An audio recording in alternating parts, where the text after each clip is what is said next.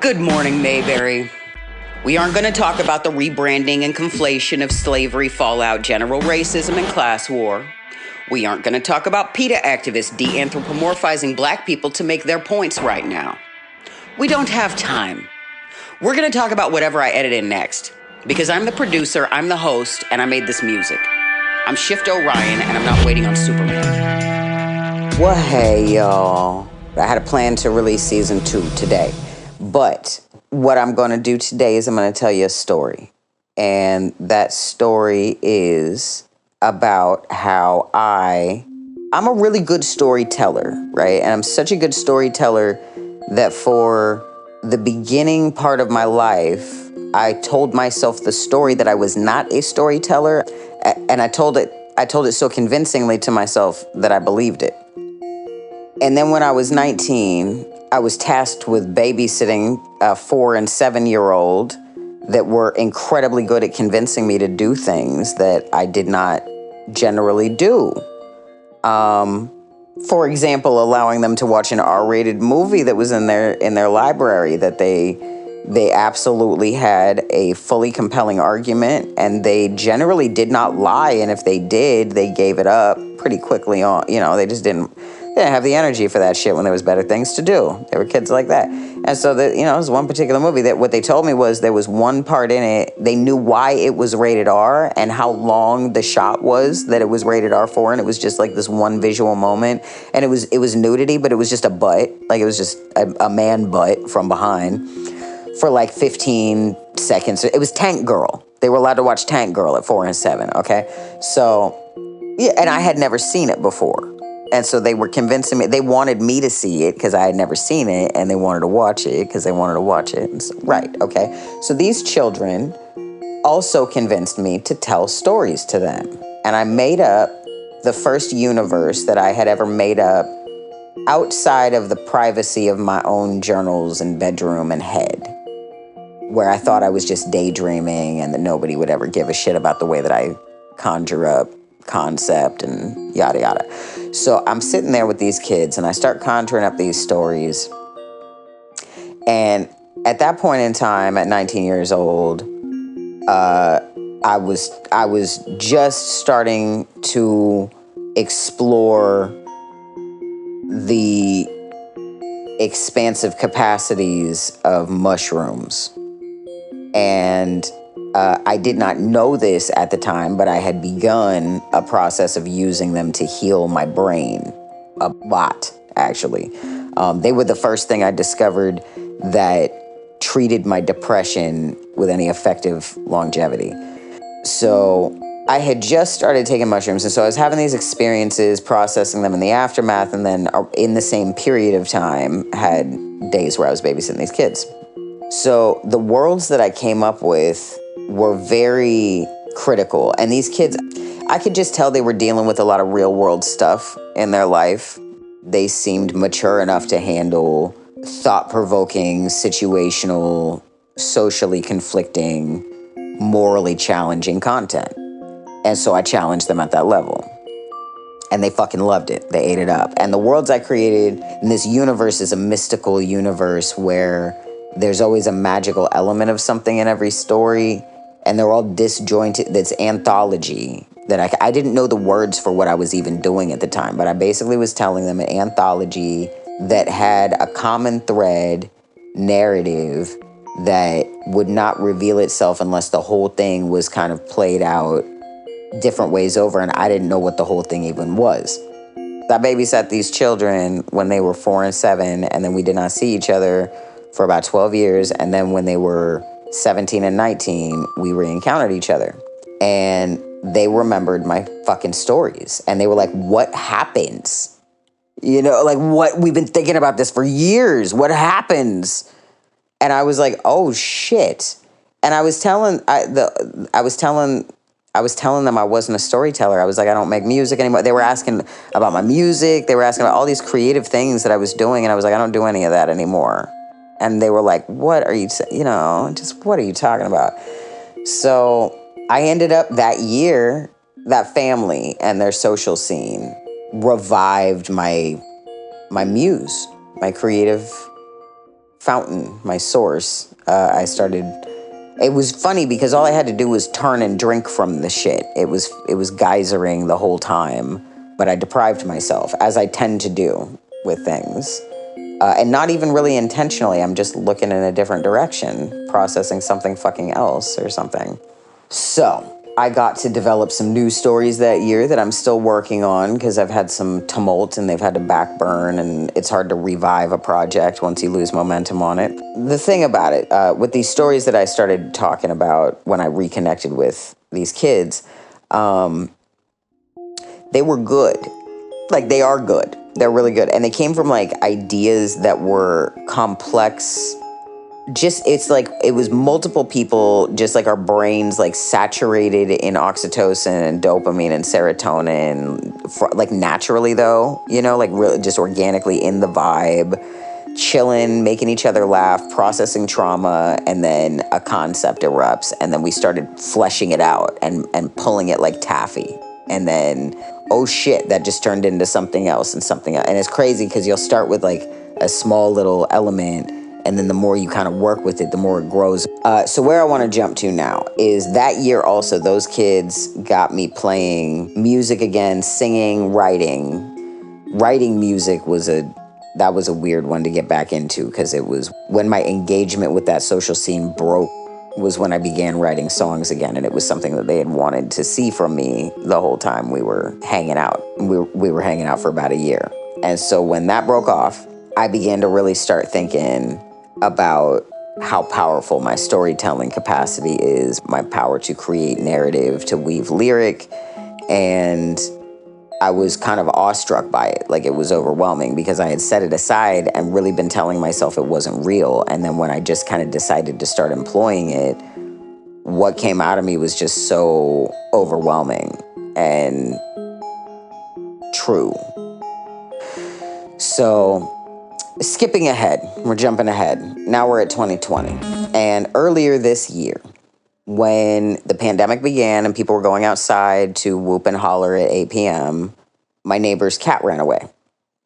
And the next day, she came looking for the cat, asked me if I would help look for the cat, look around the property, if there was any holes in the house, or, you know, there's a little shed out back, there's places it could be. And of course, and I did.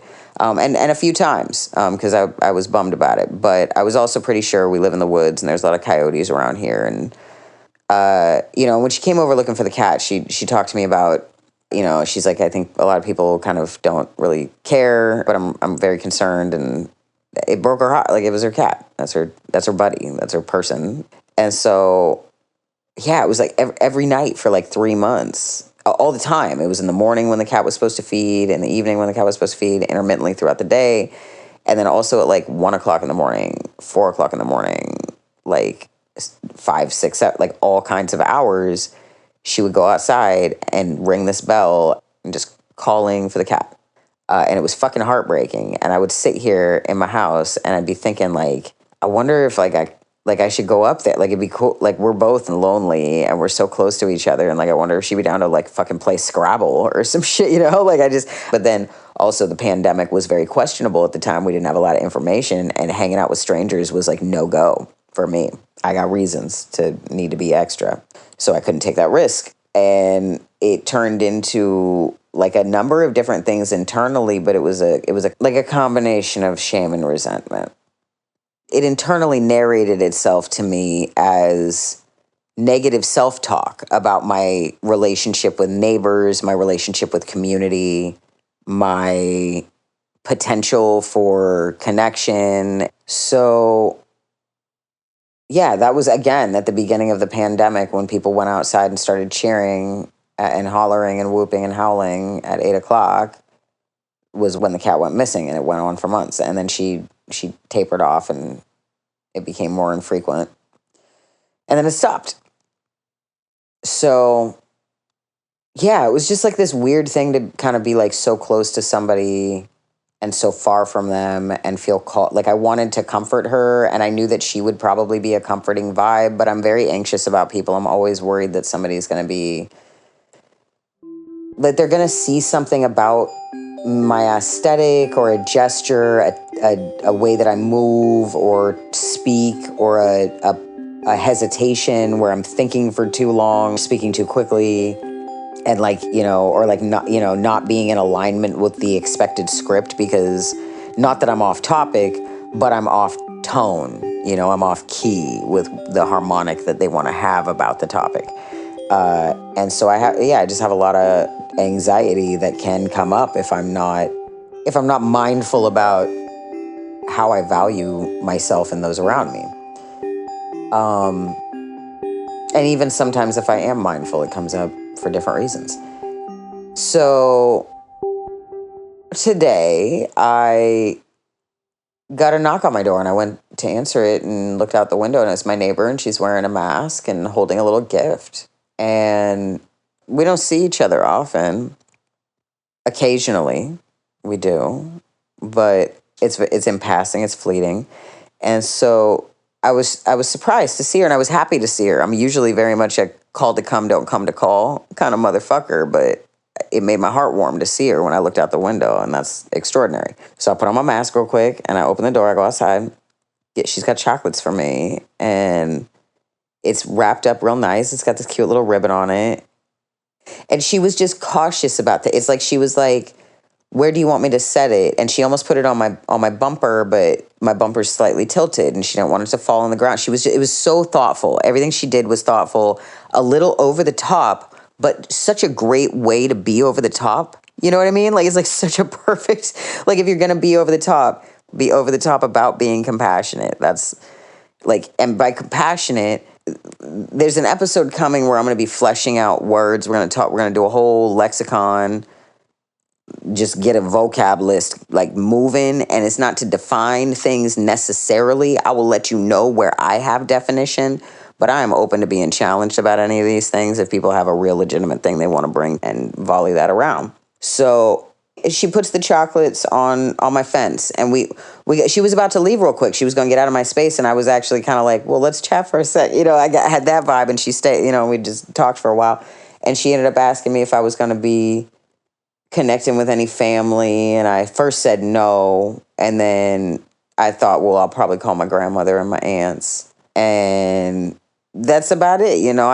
She didn't need me to get into that I'm estranged from my religiously abusive immediate family that still seems to employ the tenets of shunning and narrative hijacking and gaslighting in order to focus on the whistleblower, focus on the table flipper, like that's the real reason. It's that I don't get down with that vibe of comfort in toxic cycles. And I'm usually the one to say, we could all personally develop better out of this, and people don't like that challenge. That's the summation of all of it, if I was to concentrate with the repeated cycle that I go through over and over again.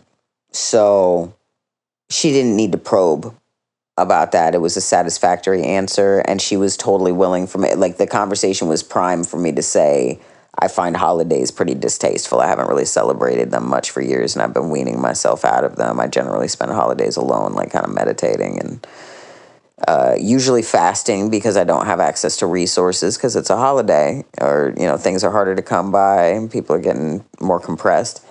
And so she just totally accepted that answer. That was great. And she was talking about going for a walk with somebody, a friend of hers who's also very hyper aware, mentioned that she'd been at the store and caught herself reaching for something too close to somebody and apologized. And the woman's response was, oh, I'm not like that. Don't worry about it. And I was like, well, that makes it more risky for you. That probably made you more anxious. And she kind of nodded, I was like, yeah, like it was a lot of just mellow chit chat that was nice. I am deprived of small talk to the point that I got some, and it was great. I didn't even know I was hungry for it, for fuck's sake, man. And it wasn't really small talk, because nothing's small these days. Everything's kind of a big deal, even reaching for something in the grocery store. A lot of big stuff going on in all of our small day-to-day operations.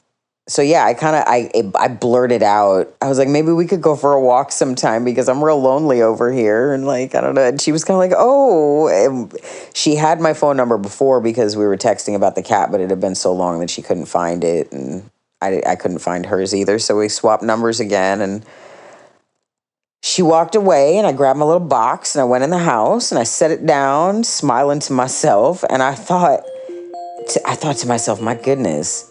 I mean, she just was standing in front of my door. That means that before she was in front of my door, when I knew where she was and that she was here for me, that means that she walked all the way down from her house. And that was like time that she was doing something for me that I didn't even know that she was doing it. And I was sitting, I don't know what I was on one about. I was probably having a fine time. And I was having a good conversation on the phone with a comrade, and I had to put it on pause to step outside with her. But my general narrative about community certainly like began unraveling itself. She like pulled a thread on a hair shirt of lies that I've been wearing for years and years and years. And it's because of being alienated. I've been shunned out of multiple communities. It's almost like once it happened so extraordinarily with my immediate, intimate relationships, my whole family and social scene, my immediate family, and then this cult that I was in, it's almost like it was a soft shunning to some degrees, because it wasn't like I was completely cut off. It was just that they decided that I was a different person than I was, and they treated me accordingly. And then eventually it became a physical, overall, overt shunning. But it took a long time to unravel. And a shunning, it's not like you never will talk ever again. But when you do talk, it's just to remind you that you're not in the fold anymore. And they'll let you close to the fold, but not all the way in. And so with people who leave religious communities, but still kind of employ those tenets when they're feeling like they need to draw a hard line about something, or like they need to set a boundary about something in an authoritative fashion, they'll revert to the practices within that religion. The same way people will pray when they're in a desperate state. It's like the emotional escalation pushes them to the bounds of what they have access to for processing. And it's easy to grab this shit because of the way it's programmed. So it's informed the way that I approach my concept on community and people in my life, because everyone that I loved so deeply and who so deeply loved me, and it wasn't just my family, it was friends that believed the narrative that my family wove. It's like the different ways that family structures in a social dynamic break apart and overlap the Venn diagramming of how influence moves. Like, it fucked me up. Like, it just did. And that's where I'll kind of leave that as framework. What I just really want to focus on, like really like just elucidating on to like exhausting comprehension, is like the way that I realized what I realized after. Like, I already have been like, I have a lot of faith. And I was just talking about this. I have to have faith in white people. I just have to. Because what are we going to do if we can't?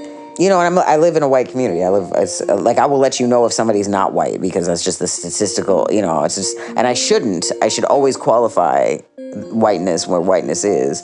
But yeah, sometimes I fucking forget, because it's everything. And then occasionally it's not.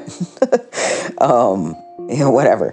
But yeah, so I just realized that, like, not only did she walk all the way down here when I didn't even know that she was doing something for me, she had the idea at some point. Like, it started days ago, weeks ago. How long has she been thinking about me? How long has she wanted? And what she said was, I know this seems like it's for the holidays, but it's not. It's because you helped me look for my cat, and that really meant something to me. And she talked about the meaning of community very briefly, just enough that the timing, man, like the end of this year, I needed this right now. Like, she set the course for the next couple of days. Like, while I don't holiday, it can be sad for me. Like, I can have a lot, because I can feel the vibe of other people enjoying each other, celebrating each other, embracing each other.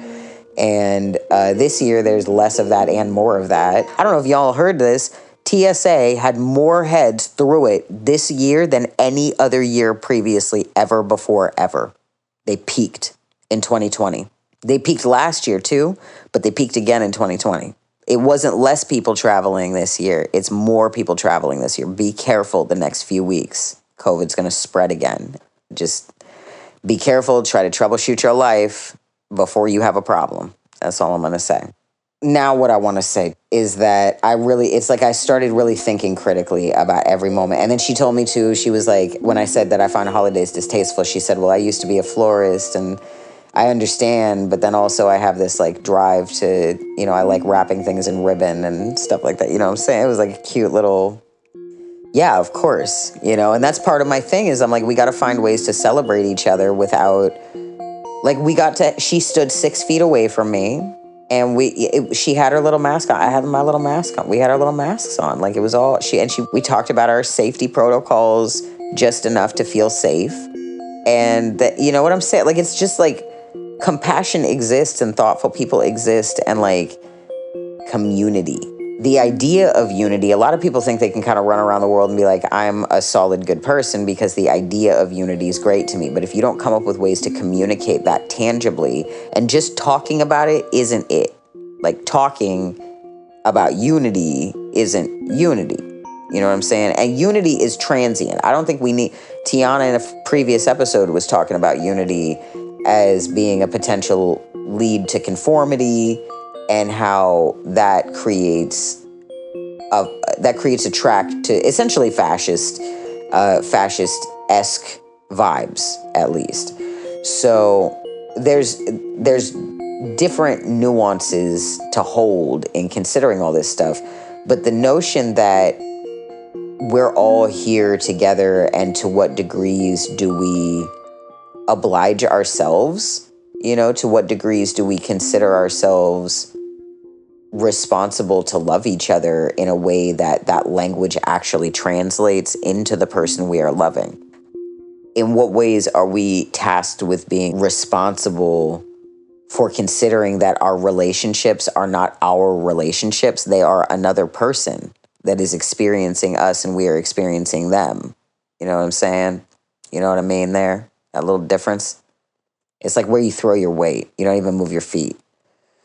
So, I don't know. I'm a little weird today. I'm a little odd, but I'm doing this because I want to get an episode out on schedule. And so you're getting yet another special bonus episode. It's a special time of year, and you're going to get season 2 next Sunday.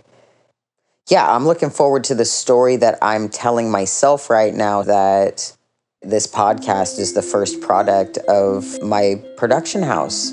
It's not the first product, actually. Once I started writing the business plan, I started putting other things in there. I was like, oh, there's that project I started a couple of months ago that's a part of this too, and there's this and there's that. And then I had a bunch of epiphanies reading back through what I wrote in sections as a congruent document. This has already been going. I'm hellbent on learning how to use the master's tools to dismantle the master's house. And if I'm wrong about it being possible, Audre Lorde's gonna have to come up and drag me out herself. You know what I'm saying? Like, this, rise up, auntie, and knock me off of my high horse, because I'm on one about this shit. I genuinely believe that the only way to make movement in this world is to keep pushing resources into the places that we need them to be, right? We got to create and establish roads for ourselves in the narrative structure of things, and that is through being. And so if we just shop at their places and don't create places to shop, which side of the register do you want to be on? And then do you want to be at the register, or do you want to be, like, you know what I'm saying? Like, there's like other places, other ways to consider your life. One way or another, transaction is occurring. And so even as an anti-capitalist minded person, I got to consider, what does that even mean? When one can consider the notion of financial capital, social capital, all kinds of like resource capital can be broken down into different ways of looking at things. And so when you consider that, it's just dynamic principles to look at. You know what I'm saying? It's not necessarily, just because currency is present doesn't mean that capitalism has to be, right? Just because capital is there doesn't mean that capitalism has to be there. And while I'm not a capitalist, I started asking myself, am I an anti-capitalist? Maybe I need to try to be a capital alchemist. Because the thing is, the worship of something is really different from the existence of something. So I'm gonna stop yip-yapping. I've said enough shit to y'all. I have said enough words for this little special episode that was literally going to be a 10-minute story about my neighbor. And then I was like, let me talk about these children first, and how I am a storyteller that is so good at telling stories that I can literally convince myself that I am not this magical. Now, What stories are you telling yourself that are keeping you from doing your best work as the pressure is really building and everything is getting hotter and heavier? What slight change in positionality, where could you shuffle your feet or just change your weight without even moving where your feet are planted? What small change could you make in your narrative of what you're telling yourself about yourself and the people around you that might really change everything that you're capable of doing to get what you want in the world actually fucking manifested? Nobody ever ats me when I say at me, but I really do want answers to that. If people want to talk about it, I'm here for it. Shucks, maybe I need to open up Facebook comments. Gosh. Anyway, y'all keep your chins up. We are in deep winter 2020, approaching fast upon 2020's first birthday and the anniversary of Frankie Mead's murder. And if you don't know who Frankie Mead is, I mean, I'm not going to help you with it right now. I've talked about him enough in this podcast. I'm looking at his picture right now. I'll talk about him again, but not tonight. Not tonight. Just holding space for Frankie in my heart and wondering why Black lives didn't seem to matter before the movement came up, and also if they really actually matter if we don't care about the ones that didn't get justice before the movement started. So we'd like to thank our patrons on Patreon and everyone who's bought our merchandise. Find the links to all that stuff and our social links on goodmorningmayberry.com. We've got closed captioned episodes on YouTube. Subscribe, listen, and rate us on all the podcast spots. If you're wondering who we are, we is me and my demons. And you can join the Legion by following our Tumblr, Twitter, or Instagram, jumping on the Patreon, or just buying one of our shirts and wearing that around, drinking the tears of whoever you like the least out of one of our mugs. And coming back and checking out the next episode. I'm Shift. And always remember to never forget, we make this whole thing up every day with everything we choose to do. This recording took place December 24th, 2020.